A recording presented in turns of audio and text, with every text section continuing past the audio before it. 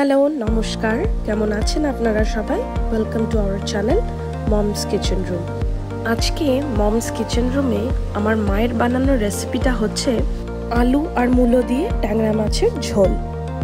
তাহলে চলুন দেখে নেওয়া যাক আমাদের ট্যাংরা মাছের ঝোল বানাতে কি কি লাগছে।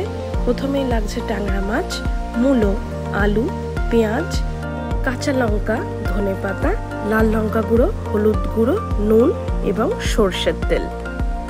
প্রথমেই যেটা করতে হবে সেটা হলো ট্যাংরা মাছগুলোকে নুন, হলুদ আর সর্ষের তেল দিয়ে ম্যারিনেট করে রাখতে হবে।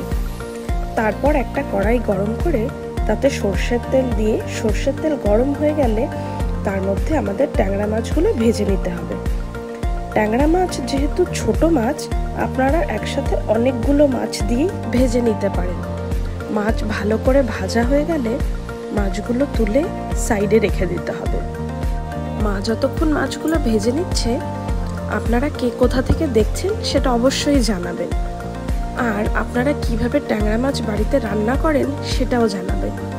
আমার মায়ের হাতের এই মূলো আর আলু দিয়ে হালকা পাতলা ট্যাংরা মাছ খেতেও খুব ভালো হয়, আর যেহেতু তেল মশলা কম তাই শরীরের জন্যও ভালো। মা মাছগুলোকে খুব ভালো করে কড়া করে ভেজে নিয়েছে। মাছ ভাজা হয়ে গেল। এবার তাহলে বাকি রান্নাটা কিভাবে হচ্ছে সেটা দেখে নেওয়া যাক। মাছ ভাজার কড়াইটাতেই মা বাকি রান্নাটা করবে। তার মধ্যে যদি দরকার হয় কিছুটা সর্ষের তেল আরও আপনারা অ্যাড করে নিতে পারেন। তার মধ্যে মা কেটে রাখা পেঁয়াজ আর কয়েকটা কাঁচা লঙ্কা দিয়ে দিল। মা পেঁয়াজ আর লঙ্কাটাকে ততক্ষণ ভাজছে যতক্ষণ না পেঁয়াজের কালারটা চেঞ্জ হয়ে গোল্ডেন ব্রাউন হয়ে আসছে। তারপরেই মা দিয়ে দিল হচ্ছে লম্বা লম্বা করে কেটে রাখা আলু আর মূলোগুলো। আলু আর মূলো দিয়ে পেঁয়াজ আর লঙ্কার সাথে মা খুব ভালো করে ভেজে নিচ্ছে। সব কিছু একসাথে ভালো করে ভাজা হওয়ার পর মা তার মধ্যে দিয়ে দেবে একে একে মশলা, লঙ্কা গুঁড়ো, হলুদ গুঁড়ো আর নুন।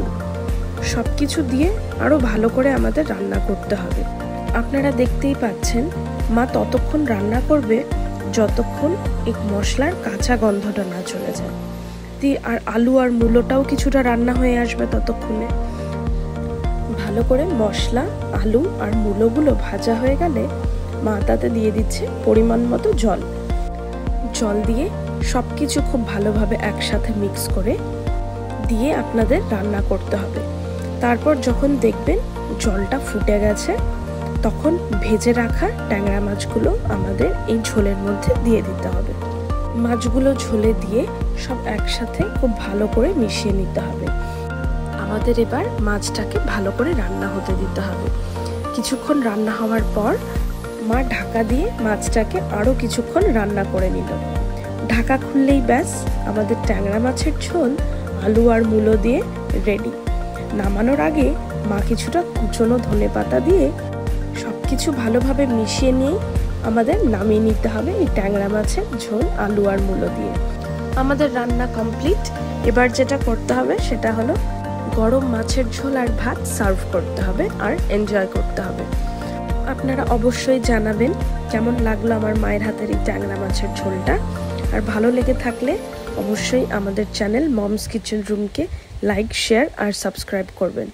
সবাই ভালো থাকবেন, সুস্থ থাকবেন। দেখা হচ্ছে কালকে আর একটা নতুন ভিডিও নিয়ে।